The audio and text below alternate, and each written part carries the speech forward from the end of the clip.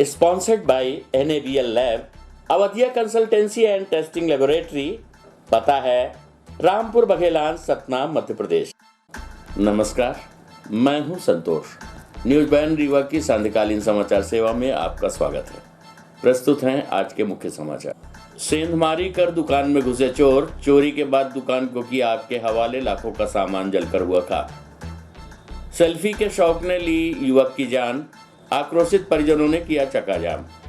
Police आरक्षकों ने वर्दी को किया शर्मसार, वीडियो वायरल होने पर एसपी ने किया निलंबित। खबरें अब विस्तार से। रीवा के लक्ष्मण बाग गौशाला में परंपरागत तरीके से संपन्न हुई गोवर्धन पूजा। सूर्य ग्रहण के चलते दीपावली के दूसरे दिन हुई पूजा। कलेक्ट्रेट सभागार में भोपाल से हुआ सीधा प्रसारण। दीपावली त्योहार के बाद गोवर्धन पूजा की परंपरा को कायम रखते हुए आज लक्ष्मण बाग गौशाला में गोवर्धन पूजा कार्यक्रम का आयोजन किया गया।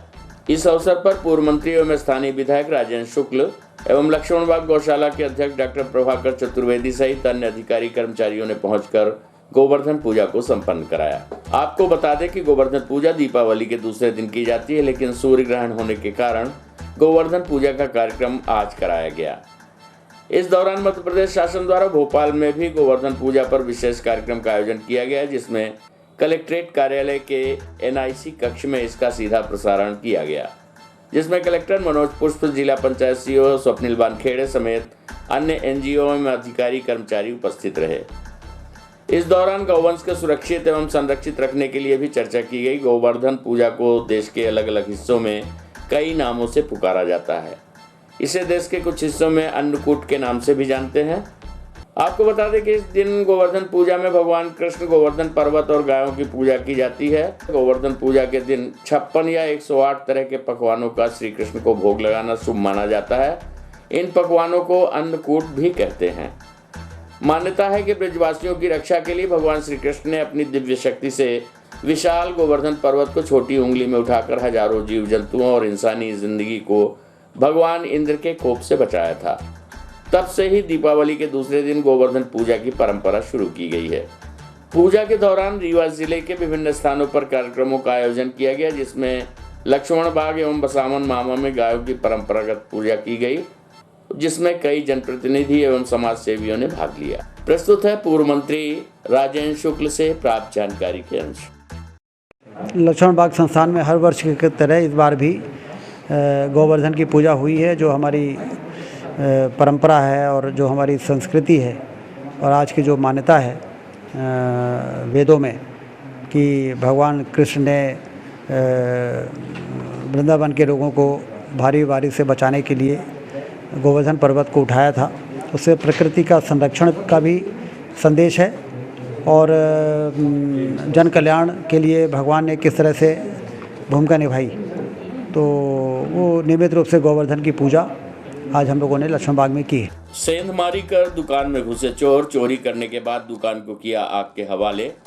ऑटो पार्ट की दुकान में हुई घटना, लाखों का सामान जलकर हुआ खाक। अज्ञात आरोपियों की पहचान में जुटी पुलिस। आपको बता दें कि शहर के खन्ना चौराहा स्थित ऑटो पार्ट्स की दुकान में चोरी की घटना को अंजाम देने के बाद अज्ञात चोरों ने दुकान को आग के हवाले कर दिया। आगजनी की घटना में लाखों रुपए का सामान जलकर खाक हो गया। घटना सिविल लाइन थाना क्षेत्र के खन्ना चौराहे की बताई जा रही है। दुकान संचालक प्रशांत तिवारी ने बताया कि वो दीपावली के दिन दुकान बंद करके चला गया था। परिवा होने के कारण दुकान नहीं खोली गई। सुबह जानकारी मिली कि दुकान में आग लग चुकी है, जिसकी जानकारी मिलने पर दमकल एवं पुलिस मौके पर पहुंची और काफी मशक्कत के बाद आग पर काबू पाया गया। अज्ञात चोर सेंधमारी कर दुकान के अंदर घुसे थे, जहां रखे रुपए एवं कुछ सामान निकालने के बाद दुकान को आग के हवाले कर दिया। दुकान संचालक ने बताया कि दीपावली के पहले उसके द्वारा स्टॉक मंगाया गया था, जो लगभग 20 से 25 लाख रुपए का था। सारा सामान जलकर खाक हो गया। मौके पर पहुंची पुलिस के द्वारा स्थल निरीक्षण करने के बाद अज्ञात आरोपियों की पहचान जुटाने का प्रयास किया जा रहा है। आइए सुनते हैं घटना के संबंध में प्रशांत तिवारी, दुकान संचालक से प्राप्त जानकारी के अंश।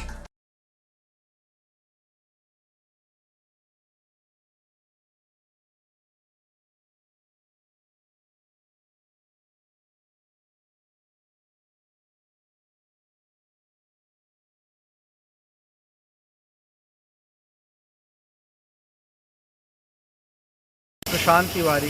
कैसे याद होगी है? ये चोर घुसे रहे हैं, कल रात को जो जितनी देर घुसे रहे हों तो पैसा चुराए हैं, जो भी चोरी किए हैं और आग लगा के भाग गए हैं कि कोई सबूत ना उनको पता चले किसी को। कैसे जानकारी मिली आपको? सुबह फ़ोन आया, यहाँ पे जो घूमने टहलने निकले थे उनको धुआं दिखा तो हम आके खोले तो देखिए पूरी दुकान में आग लगी थी। फायर ब्रिगेड को फ़ोन लगाए, फायर ब्रिगेड आई, सब बुझाया, लेकिन पूरी दुकान का माल सब सुहा हो गया। कितना नुकसान हुआ है लगभग? कम से कम 20-25 लाख से कम का नुकसान तो नहीं है। पूरा दुकान सुहा हो, कुछ भी नहीं बचा है। बाकायदे आग लगा के गए हैं, वैसे नहीं आग लगी है। त्योहारी सीजन होने के कारण स्टॉक भरपूर था पूरा। चोर कहाँ से उठे हुए थे? ये पीछे सेंध लगी है, देखिए सेंध दिख रहा है वहाँ पे गड्ढा लगा के, पीछे गड्ढा बना के घुसे हैं। सामान भी ले गए हैं? सामान भी ले गए हैं? हाँ, सामान भी ले गए, पीछे कुछ ऊपर पड़ा हुआ है, पीछे भी पड़ा हुआ है कुछ सामान पड़े हुए हैं, इंडिकेटर वगैरह, चप्पलों के निशान भी है पीछे छत के ऊपर। पुलिस आरक्षकों ने वर्दी को किया शर्मसार। दुकानदार ने सिगरेट का पैसा मांगा तो जमकर किया हंगामा। वीडियो हो रहा सोशल मीडिया में वायरल। एसपी ने दोनों को किया निलंबित। आपको बता दें कि घटना बीती रात सिटी कोतवाली थाना क्षेत्र के एसएफ चौराहे की है। शराब के नशे में 2 आरक्षकों ने जमकर हंगामा मचाया। मध्य प्रदेश में आम जनता के बीच अपनी छवि सुधारने के लिए हर जिले के पुलिस अधीक्षक जन चौपाल और विभिन्न अभियान पर लगातार कार्य कर रहे हैं। इतना ही नहीं, सार्वजनिक स्थान पर नशा या धूम्रपान रोकने के लिए सख्ती भी बरती जा रही है। लेकिन कुछ पुलिसकर्मी इस छवि को खराब करने का कोई मौका नहीं गंवाते। ऐसा ही एक मामला बीती रात सामने आया, जिसका वीडियो सोशल साइट पर जमकर वायरल हो रहा है। वहां दोनों आरक्षकों के वीडियो सामने आने के बाद एसपी नवनीत भसीन ने दोनों को निलंबित कर विभागीय जांच के निर्देश दिए हैं। आपको बता दें कि बीती रात सिटी कोतवाली थाना क्षेत्र अंतर्गत एसएफ चौराहे के समीप गुड़ चौराहा निवासी जितेंद्र कुशवाहा के पान की दुकान में नशे में धुत पुलिस लाइन के आरक्षक शुभम सिंह परिहार एवं शंकर साकेत द्वारा पैसे के लेन देन के विवाद पर जमकर हंगामा किया गया। पान दुकान संचालक ने सिटी कोतवाली थाने में इसकी शिकायत भी दर्ज कराई है। फरियादी जितेंद्र कुशवाहा ने बताया कि पुलिस लाइन में पदस्थ आरक्षक शंकर साकेत और मनगवा थाना में पदस्थ शुभम सिंह परिहार, इन लोगों ने मेरी दुकान में आकर सिगरेट और पैसा मांगा तो गाली देकर चुप कराने की धमकी दे रहे थे। मेरा पुत्र पैसा मांगने गया तो गोली मारने की धमकी दी और मेरे साथ मारपीट करने लगे और फिर जब मैं गिर गया तो दोनों वहां से भाग गए, जिसका गाली गलौज का वीडियो अब सोशल मीडिया पर वायरल हो रहा है। फिलहाल वायरल वीडियो के बाद एसपी नवनीत भसीन ने तत्काल दोनों आरक्षकों को निलंबित करते हुए विभागीय जांच के आदेश दे दिए हैं। प्रस्तुत है अनिल सोनकर, एडिशनल एसपी से प्राप्त जानकारी के अंश।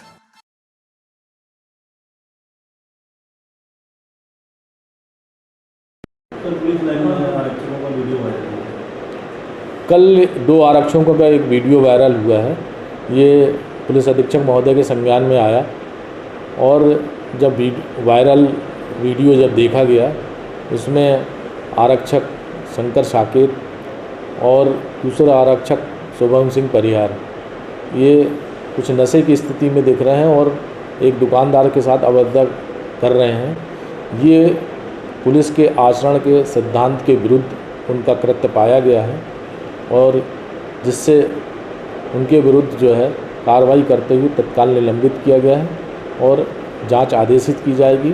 जांच उपरांत जो है इनके विरुद्ध कठोर कार्रवाई की जाएगी। सेल्फी के शौक ने ली युवक की जान, आक्रोशित परिजनों ने किया चक्काजाम। विधायक पर लगाए आरोप, दोस्तों के साथ पिकनिक मनाने गया था युवक। सिरमौर थाना क्षेत्र की घटना, रेस्क्यू ऑपरेशन जारी।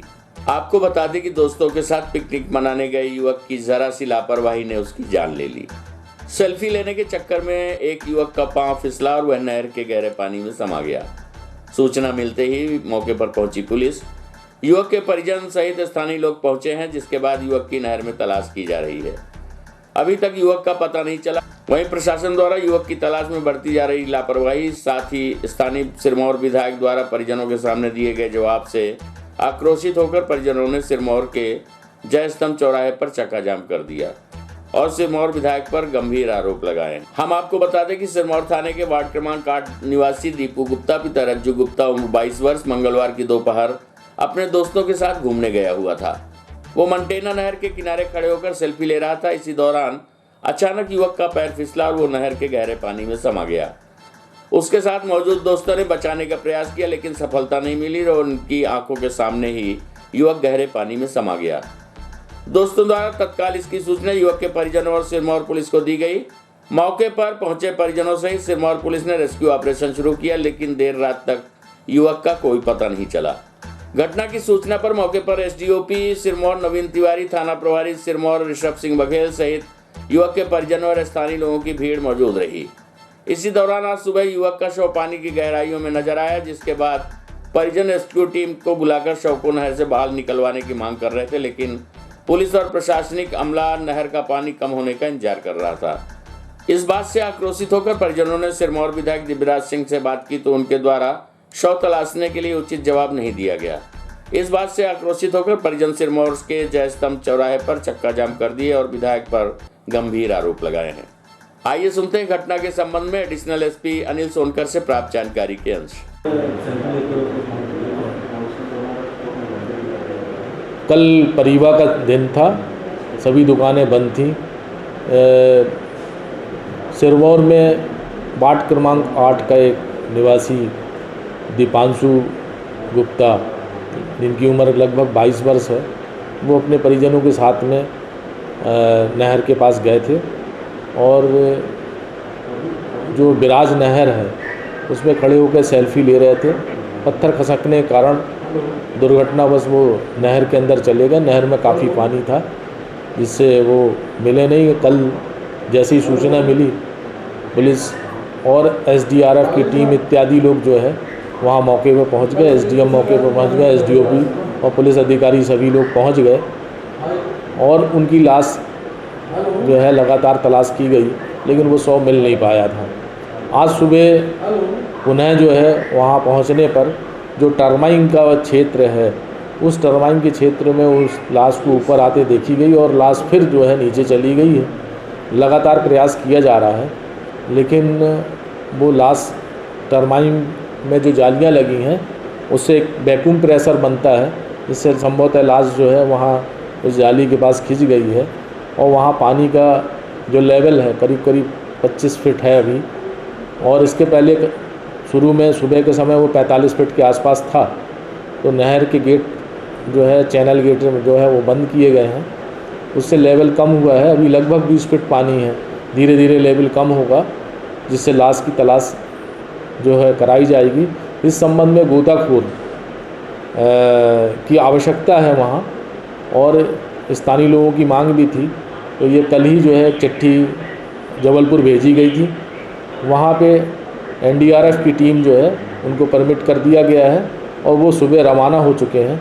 वो जैसे ही आएंगे तो अपने सिलेंडर और इत्यादि साज सज्जा के साथ में वो अंदर प्रवेश करके शव को ढूंढने का काम करेंगे।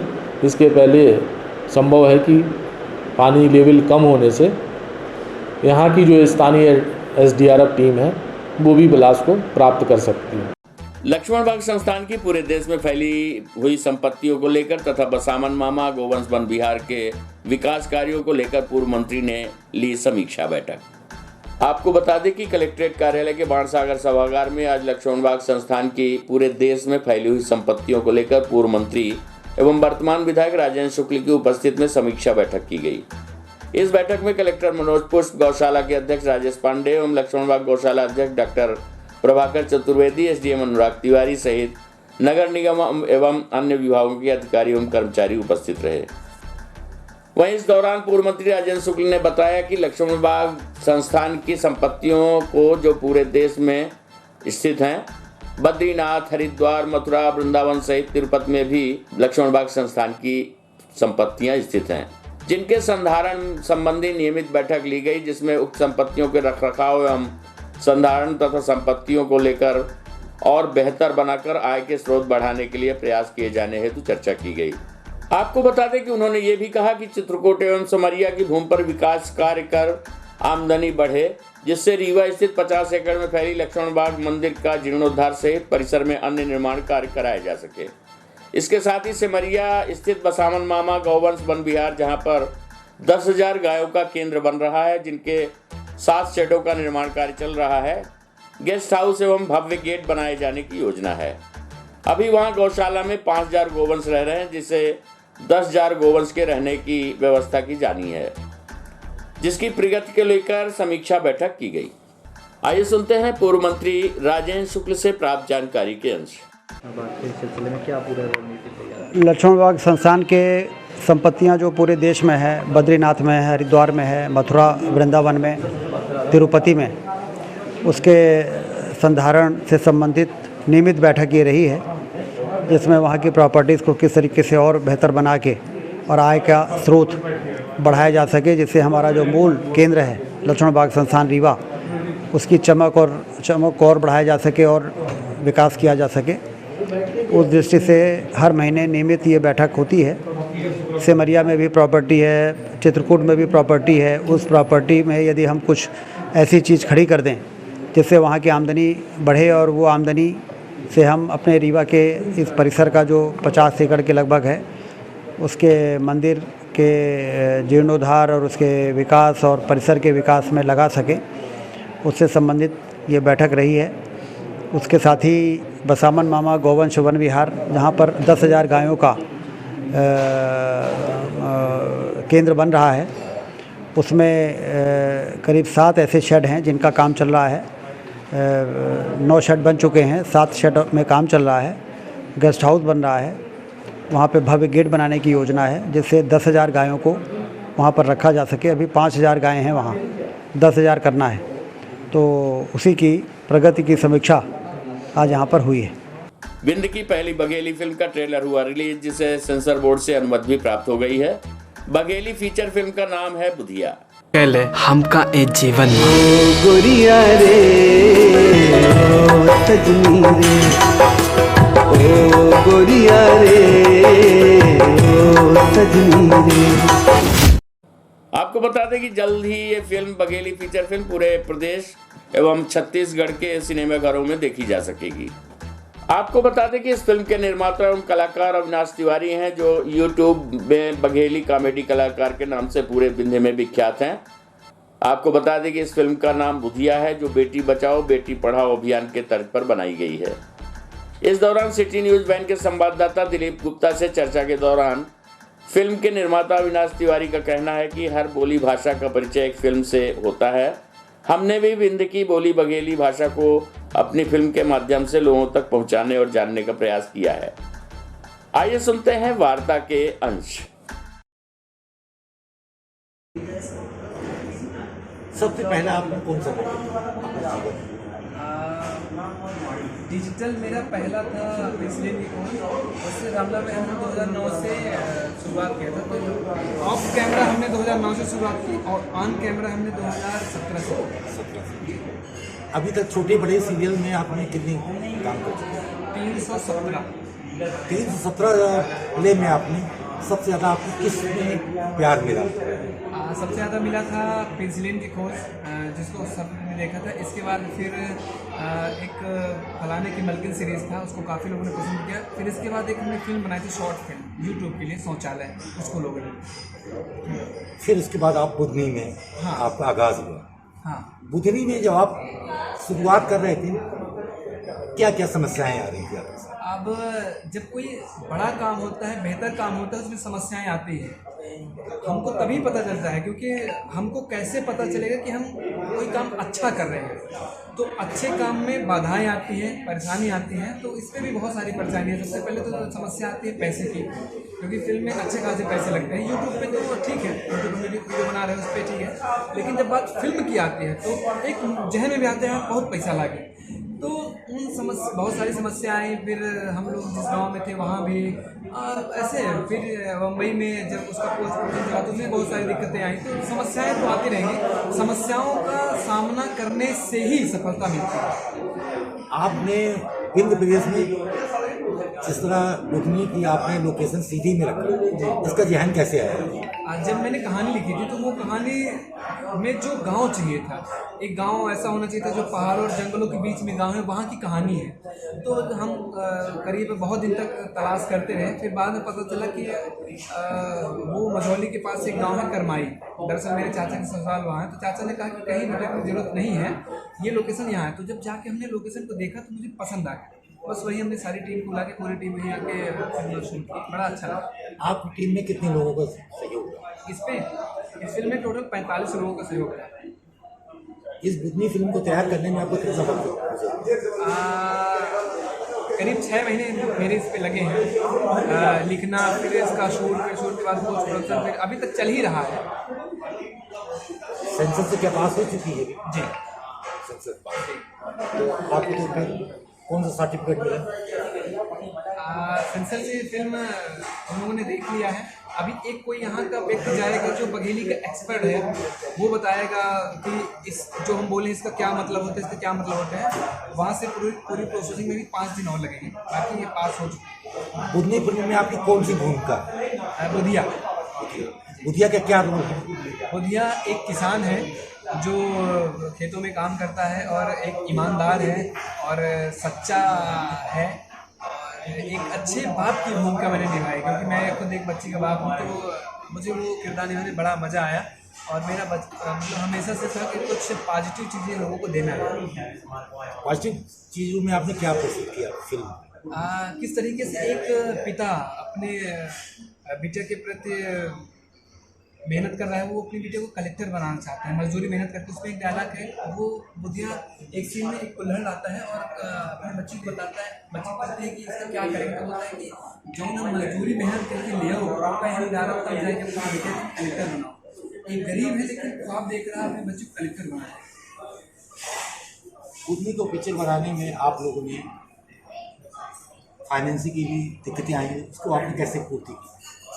सबसे पहले तो मेरी दादी तनख्वाह पाती है, पापा हमारे फॉरेस्ट में थे, जंगल विभाग में, तो मेरी दादी तनख्वाह पाती है। तो पहला तनख्वाह दादी ने दिया शुरुआत, वहाँ से फिर पापा ने दिया, फिर इसके बाद मम्मी के गहने बेचे, अपनी के गहने बेचे, अपनी गाड़ी बेची, सारी चीज़ें।